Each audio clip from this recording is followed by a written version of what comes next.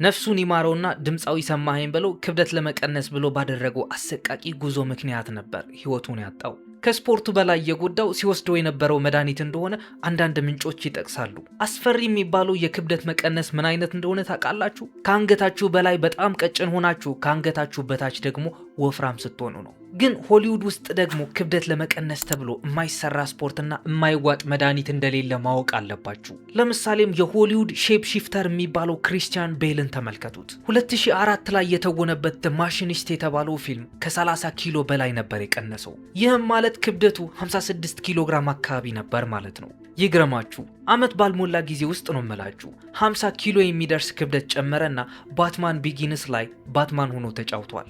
እሺ ክሪስቲያን ቤል የሆሊውድ ሼፕ ሺፍተር የተባለው ባለው ዴዲኬሽን ከሆነ እነዚህ ሴቶችስ ይህንን መልክ የያዙት በምን ምክንያት ነው? ግን ደግሞ ከዛ በፊት ስለ እነዚህ ሰዎች ልንገራችሁ። ዴንዘል ዋሽንግተን እንዴት እንደፈጠረው ለማያስታውሰው የፊልም ሚና ኦስካር አግኝቷል። እንደ የፍሬንድስ እንቁ ተዋናይ ማቲው ፔሪ ቀረጻውን አላስታውስም ማለቱ አይደለም። ይልቁንም ገጸ ባህሪው እንዴት እንደገነባው በጭራሽ አያስታውስም። ጨለማ ክፍል ውስጥ እኮ ነው ተንበርክኮ ከማያውቀው መንፈስ ጋር ሲያወራ የነበረው። ከዚያም ከክፍሉ ሲወጣ ጭራሽ የተለየ ሰው ሆኖ ነበር የወጣው።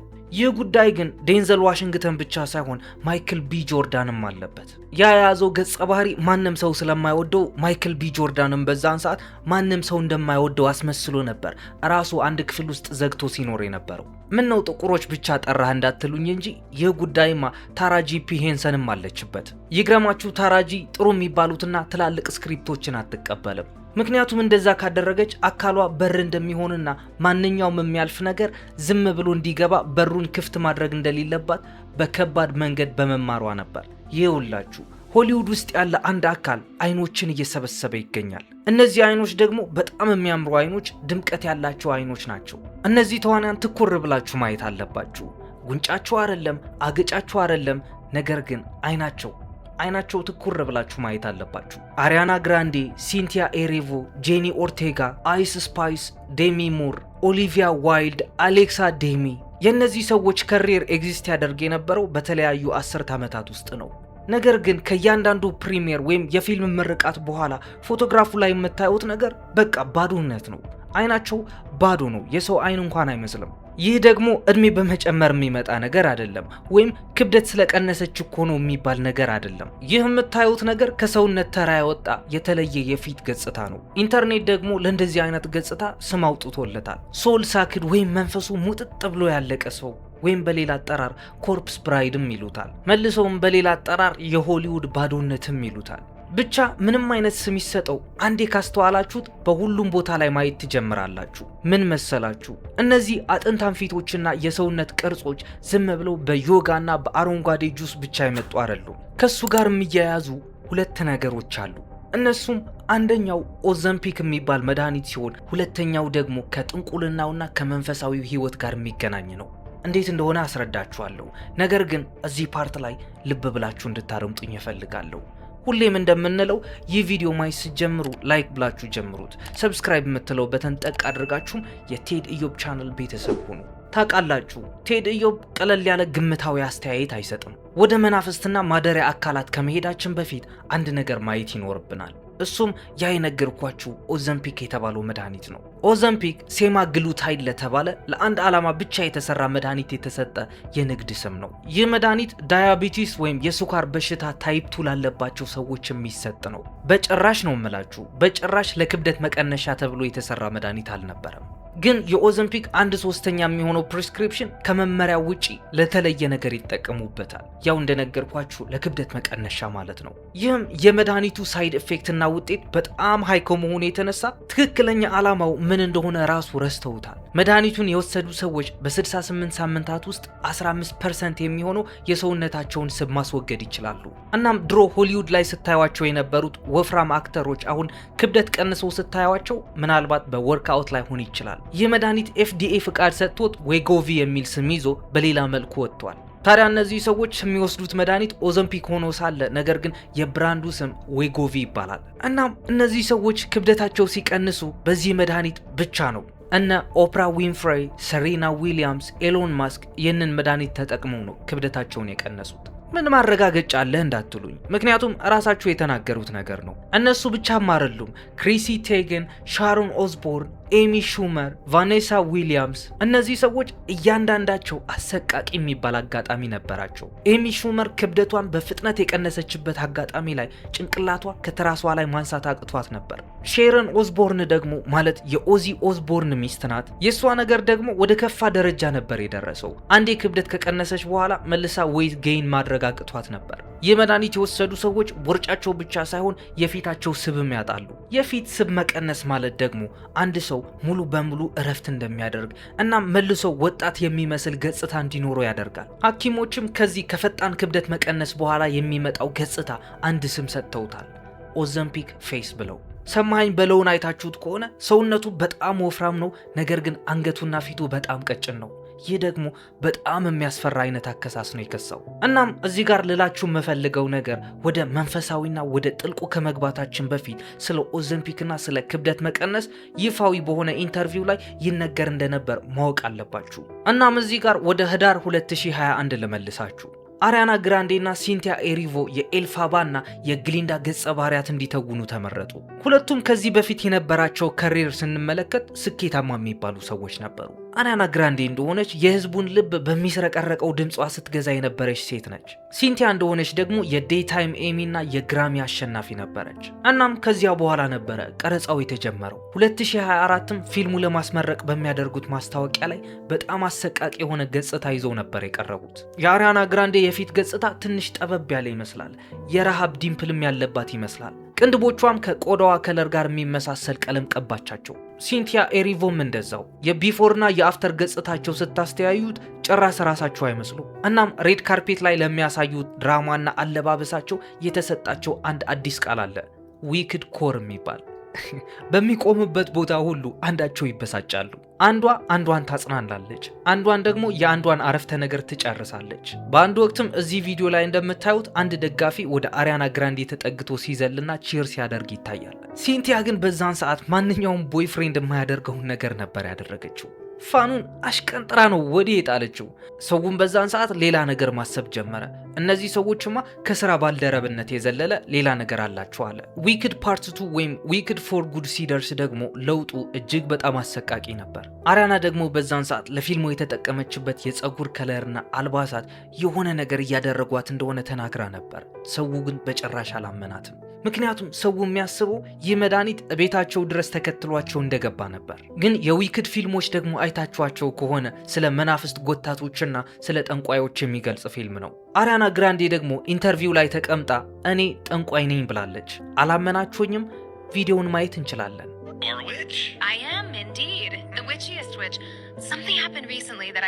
እዚህ ጋር ደግሞ ጄና ኦርቴጋን እናገኛለን። ጄና ኦርቴጋ ለየት የሚያደርጋት ነገር ካሜራ ፊት ስታድግ ማንም ሰው ተመልክቷል። ከዲዝኒ የኪድስ ቻነል ተነስታ ወደ ስክሪም የሚባል ፊልምም ገብታለች። ከዛም ወደ ዓለም አቀፍ የሆነው ዌንስዴይ የተባለው ፊልምም ገብታለች። ሐምሌ ወር ላይ 2025 ለዌንስዴይ ሲዝን 2 ወደ ኢንግላንድ ተጉዛ ነበር። ግን በዛን ሰዓት ደግሞ ቅንድቦቿ ከሞላ ጎደል እስኪጠፉ ድረስ ከቆዳዋ ጋር የሚመሳሰል ቀለምም ተቀብታ ነበር። ይህ ደግሞ ከያዘችው ገጸ ባህሪ ጋር የሚመሳሰል ነገር እንደሆነ እንገምታለን። ከዚያም ነሐሴ 2026 መጣ። ማለት የስኩዌር ቃለ መጠይቅ ነበር። እናም ድንገት ለአሪያናና ለሲንቲያ የተሰጣቸው ስም ለዚች ሴትም መሰጠት ጀመረ። በእርግጥ ዝም ብላችሁ ስታዩት አጥንቷ ይቆጠራል። የቢፎርና የአፍተር ምስሎቿም ስታስተያዩ ጭራሽ እሷ አትመስልም። ያው እሷም አልቀረላትም ኮርፕስ ብራይድም ተባለች። ከዛ ግን የጄና ኦርቴጋ እህት በመውጣት እንዴ የግሏ ምርጫማ ማክበር አለባችሁ ብላ ህዝቡን መቃወም ጀመረች። ግን ስለ ጄና የሚወራ ለየት ያለ ሌላ ነገር ደግሞ አለ። ጄና ሰዎችን ለማስደሰት ብላ ማለት በቀረጻ ሰዓት ምግብና ውሃ ሳትጠጣ ለብዙ ሰዓታት ትሰራ ነበር። ግን እዚህ ጋር ደግሞ አንድ የማይቀርላት አስተያየት እንሰጣታለን። ጄና ኦርቴጋ እንዲህ የሆነችው ከዌንስዴይ ፊልም በኋላ ነው። እዛ ዌንስዴይ የተባለው ፊልም ውስጥ ደግሞ ዌንስዴይ አዳምስ የሚል ስም አላት። ይህ ፊልም ደግሞ ስለ ሱፐርናቹራል፣ ስለ ሆረርና ስለ አስፈሪ ነገሮች የሚገልጽ ፊልም ነው። እንዴ ያው ልክ ነህ፣ በጣም ያስፈራል ብላችሁ ከኔ ሀሳብ ጋር የምትስማሙ ከሆነ ስለነ ሱፐርማን አስባችሁ ታውቃላችሁ? ስለነ ፍላሽ፣ አኳማን አስባችሁ ታውቃላችሁ? እነሱም እኮ ሱፐር ፓወር ነው ያላቸው። ነገር ግን ወደኛ ፕሬዘንት የሚያደርጉበት መንገድ በሚያስፈራ መልኩ አይደለም። ያን ገጸ ባህሪ ሲተውኑ ልክ እንደ ቦዲ ቢልደር በጣም እየበሉና ሰውነታቸው ገንብተው ነው። በሌላ መልኩ ደግሞ ህይወታቸው ውስጥ የሚካሄደው ሌላ ምስቅልቅል ያለ ነገር እንዳለ እርግጠኛ ሁኜ እነግራችኋለሁ። ግን የነ ዌንስዴይ የነ አሪያና ግራንዴና የነ ሲንቲያ ኤሪቮ በግልጽ በዚህ መልኩ መታየታቸው የፊልሙ ገጸ ባህሪ ስለቀረጻቸው ነው። ራሱ ገጸ ባህሪው በጣም የከሳና ስኪኒ የሆነ ፊገር ይፈልጋል። በተመሳሳይ ሰዓት ደግሞ የሰይጣንን ስራ የሚያጎላ አንድ ስራ ስትሰሩ በዚሁ መልኩ ትጎሳቆላላችሁ፣ ከሰውነት መልክም ትርቃላችሁ። እዚህ ጋር ደግሞ እንዴ በመቀመጫዋ ነው እንዴ የምታስበው የሚባልላት አይስ ስፓይስን ማየት እንጀምራለን። የአይስ ስፓይስ የታሪክ መስመር ወይም ታይም ላይኑ በጣም አጭር ቢሆንም ነገር ግን ተመሳሳይ መንገድ ይከተላል። 2023 ከቴይለር ስዊፍት ጋር የለቀቀችው የካርማ ሪሚክስ ሚዚክ ቪዲዮ አለ። ቪዲዮው በተወሰኑና ከበድ ያሉ ምስሎች የተሞላ ነው። በዚያው ዓመትም በሱፐር ቦል እና በቪኤምኤስ ከቴይለር ስዊፍት አብራ ፎቶ ተነስታ ነበር። ፎቶ ተነስታለች ብቻ ሳይሆን ቴይለር ስዊፍት በሱፐር ቦል ላይ ፐርፎርም በምታደርግበት ሰዓት የሆኑ ዲሞኒክ ሴጣናዊ የሆኑ ምልክቶችን በእጇ ስታሳይ ነበር። ይህ ደግሞ ኦፍኮርስ ህሊናዋና ነፍሷን እንደሸጠች የሚያሳይ ምልክት ነው። ከዛም አይስ ስፓይስ ኦዘምፒክን ትወስዳለች የሚለውን ነገር በይፋ ማስተባበል ጀመረች። ምክንያቱም አይስ ስፓይስ ልክ እንደ አሪያናና ሲንቲያ መልኳን እየተቀየረ መጥቷል። በጣም ከፍተኛ በሚባለው ሁኔታ ነበር ክብደት የቀነሰችው። ከዛም ዴሚ ሙርን እናገኛታለን።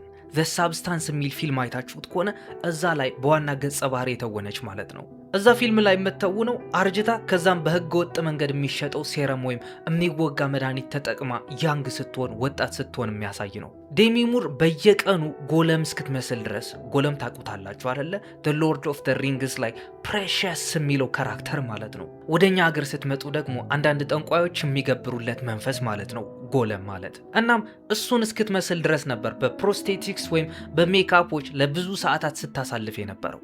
እናም ትወናዋ ሰፊ አድናቆትና የኦስካር እጩነትን አስገኝቶላታል። እናማ ከፊልሙ በኋላ የህዝቡ አስተያየት ያንን ተመሳሳይ አባባል ዴሚ ሙር ላይ ማረፍ ጀመረ። ከዛም ኦሊቪያ ዋይልድ 2026 በሰጠችው ቃለ መጠይቅ ስታዩዋትም በጣም ተቀይራለች። ዩፎሪያ ሲዝን 3 ፕሪሚየር በሚደረግበት ሰዓትም አሌክሲያ ዴሚ ያ ተመሳሳይ ምላሽ ተሰጥቷታል። እናም እዚህ ጋር ወደ ዋናው የሐሳብ መለወጫ ነጥብ እንሸጋገር። ምክንያቱም እዚህ ጋር የምናወራው ጋዜጦችና መጽሔቶች ስለሚያወሩት ስለ ኦዘምፒክና ስለ ክብደት መቀነስ ብቻ ሳይሆን አንዳንድ ኮንስፓይረሲ ቲኦሪስትስ የሚያወሩበት ስለ ፖሴሽን ወይም ስለ በሰይጣን መወረስ እናወራለን። ዴንዘል ዋሽንግተን በ1998 የተለቀቀ ፎልን የተባለ ፊልም ውስጥ ተውኖ ነበር። የያዘው ገጸ ባህሪም ዲቴክቲቭ ጆን ሆብስ የሚባል ሰው ነበር። እዛ ፊልም ላይ እንደሚያሳየው ደግሞ ዴንዘል ዋሽንግተን ወይም ያ ገጸ ባህሪ ዲቴክቲቭ ጆንስ ወደ አዛዚኤል ሲጸልይ የሚያሳይ ፓርት አለ። አዛዚኤል ማን ነው? አዛዚኤልን ማወቅ የምትፈልጉ ከሆነማ አሁኑኑ ጉግል አድርጉት። እኔ እዚህ ጋር በሰፊው ልነግራችሁ አልችልም። ነገር ግን አዛዚኤል ወደ ጥልቁ የተጣለው ሰይጣን ማለት ነው። እናም ዴንዜል ፎልን ላይ በሚተውንበት ሰዓት ያ ቢውልድ ያደረገው ካራክተር ከየት እንደመጣ በጭራሽ አያቅም ስላችሁ በጭራሽ አያስታውስም። በቃ ገጸ ባህሪው እንዴት እንደተጫወተው አያስታውስም። Got on my knees and sort of communicated with the spirits, and when I came out, I was in charge. Powerful scene. I couldn't have acted that. I couldn't have written that down and made a decision. እናም ታራጂ ፒ ሄንሰንን ስናያት ደግሞ ሌላ አስፈሪ ነገር ትናገራለች። እንደሱ አባባል ከሆነ ትወና ማለት መንፈሳዊ ነው። አንድ ተዋናይ አንድ ገጸ ባህሪን ተዋርሶ በሚተውንበት ሰዓት መንፈሳዊ በሮችን ይከፍታል ወይም ቻክራዎቹን ይከፍታል። ቻክራ ማለት ደግሞ ሜዲቴት የሚያደርጉ ሰዎች ዲፋይን እንደሚያደርጉት ከሆነ የስፓይኒንግ ኤነርጂ ሰንተር ወይም የሚሽከረከረውን ኃይል ሰንተር የሆነው የሰውነታችን ክፍል ማለት ነው። እናም እነዚህ በሮችን ከተከፈቱ ገጸ ባህሪው አካልህ እንደ ማደሪያ ሊጠቀምበት ይችላል ትላለች። እናም ታራጂ መልሳ የምትናገረው ነገር አለ። እሱም ከገጸ ባህሪው ወደ ዋናው ማንነት መመለስ ማችል ከሆነ በእርግጠኝነት ታብዳለህ። እናም ስለዚህ መንፈሳዊ አደጋ ግልጽ የሆነ ግንዛቤ ስላላትም ነው በጣም የምትጫወትባቸውን ካራክተሮች የምትመርጠው። እናም የሚገርመው ነገር ደግሞ ማይክል ቢ ጆርዳን ብላክ ፓንተር ላይ ኪልሞንገር ሆኖ የተወነበት ገጸ ባህሪ በቃ ከሱ መላቀቅ ስላልቻለ ቴራፒ መውሰድ ነበረበት። ገጸ ባህሪውን ለመተወን በሚዘጋጅበት ሰዓት ራሱን በጣም አግሎ ነበር። የገጸ ባህሪው ቁጣና ብቸኝነት ለመላበስ በሚል ማለት እኮ ነው። እናም ቀረጻው ሲጠናቀቅ ወደ መደበኛው ማይክል ቢ ጆርዳን መመለስ አልቻለም። ብዙ የሆሊውድ ሳይኪክና ሳይካትሪስቶች እንደሚናገሩት ከሆነ አካላችን ወይም ሰውነታችን በእውነተኛው ህይወትና በትወና መካከል ያለውን ልዩነት አያውቅም ይላሉ። ከዛም እዚህ ጋር ደግሞ የስኖውፎል ታዋቂ የሆነው አክተሩ ዳምሰን እድሪስን እናገኛለን። በመጨረሻው ሲዝን አካባቢ እያደገ የመጣው የፍራንክሊን ሴንት ሰይጣናዊ ባህሪ ለመዋረስ ሲል ወደ አንድ ጥግ ሂዶ ዲያብሎስ ወደሱ እንዲመጣ በተደጋጋሚ ጠርቶታል። ከዚያስ ለ2 ወራት ያክል ነው መላችሁ የእንቅልፍ እጦት ወይም ኢንሶምኒያና ቅዠት ተከተለበት። ያንን ለማስወገድ ደግሞ እሱ እንደሚለው ከሆነ መጸለይና እናቱ ጋር ደውሎ ትንሽ መንፈሳዊ ድጋፍ እንድታደርግለት መጠየቅ ነበረበት። Went in the corner and then I was looking at the wall and I was like, come on devil, right? Come to me, because I had to do something like crazy, right? I had nightmares for a month. So it does come after, like nightmares every day. I just felt that energy, and I had to pray and do all this stuff to like get rid of it. And you call your mom up and you're like, you're back to life, and that stuff is real. እናም እያንዳንዱ የከሰመና የከሳ የሆሊውድ አክተር ከመንፈሳዊ ስምምነት ጋር ጉዳዩ ይያያዛል ወይስ አያያዝም? በእርግጥ ሁሉም አክተር እንደዛ አይደለም። አንዳንዶቹ ክብደት መቀነሻ መድኃኒቶችን ይጠቀማሉ። አንዳንዶቹ ደግሞ በፊልም ኢንዱስትሪ የሚደርስባቸው ጫና ምክንያት የአመጋገባቸው ስርዓት በጣም ይቀንሳል ወይም ይበላሻል። አንዳንዶቹ ደግሞ የጉንጭ ስብ ማስወገድ ቀዶ ጥገናዎች ወይም ቡካል ፋት ሪሙቫል የሚባሉን ያካሂዳሉ። አንዳንዶቹ ደግሞ ሜካፕ ሲጠቀሙ ኮንተር አጠቃቀማቸው በጣም ሻርፕ እንዲሆንና ጉንጫቸው የገባ እንዲመስል ማድረግ ይችላሉ። አይ ዶንት ኖ እንዴት እንደሆነ።